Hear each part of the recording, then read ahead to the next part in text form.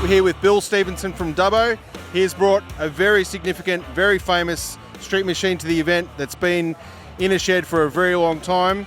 It's the Steve Langham G-Force Monaro big block, built in the late 70s, appeared in a very early street machine, and it's here looking exactly as it did back in the day. Mate, this car has a fantastic story. Tell us a bit about how long you've owned the car, why you own the car, and how it come to be here this weekend. I bought the car when I was 16, fell in love with it, drove it around, drove the wheels off it when I was younger.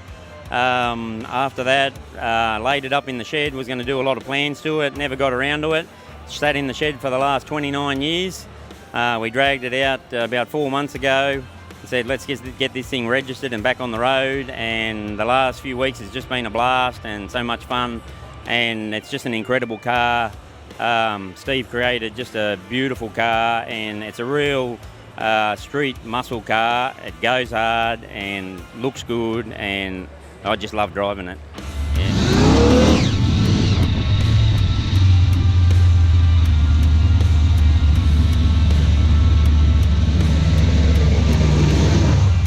So how does a 16-year-old, 1989 or so? I was last registered in 89. I'm 51 now, so I was 16, so you work that out. I'm not sure how many years that is, but it's a lot.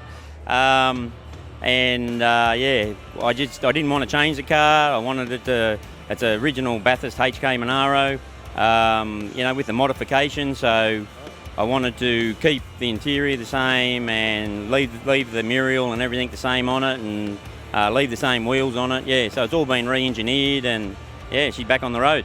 So you're not tempted to change the car at all?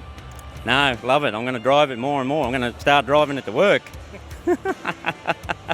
And still a big block car, obviously? Yep, supercharged big block, how it was. That's what I wanted. That's what Steve created, and that's what I want to keep. I think it's a legacy for Street Machine. I'm pretty sure it was one of the first blown Street Machine cars ever in Australia. Featured in the Street Machine magazine.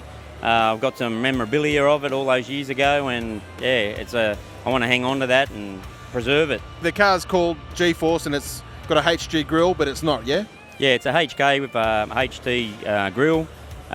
G-Force Junkie, that's on the bottom of the Bathurst fuel tank, and that's why it's got G-Force number plates. It was a throw up between G-Force or Junkie, but G-Force got the heads. What's it like being a 16-year-old in the late 80s owning a blown big block in the country? How did that all go down? Yeah, it was pretty good. I was pretty popular. I know the highway patrol used to sit up the end of the corner waiting for me. But it was a good fun. Yeah, good fun. Obviously this car's built a long time ago, painted a long time ago. It's still got the original murals on it, etc. There's a bit of cracked paint, which is you would expect, but apparently there's a interesting reason for how that's come to be so cracked. Yeah, that's right. The paint job's still original, and it does have a lot of patina, which gives it all the character, and that's what I love about the car. But I had to park it up in a farm shed for a while, and it was in the shed, and the cows used to put their tongues over the gate, and they'd be licking the back of the car and dropping some saliva on it. And then about 2 years later, we looked at it and said, what the hell's all them marks on the car? And it was actually the saliva from the cow. The acid must have just eaten into the paint. So they're the little blemishes on it, and that's what you get when you live in the country, I suppose. Absolutely. A lot of horsepower.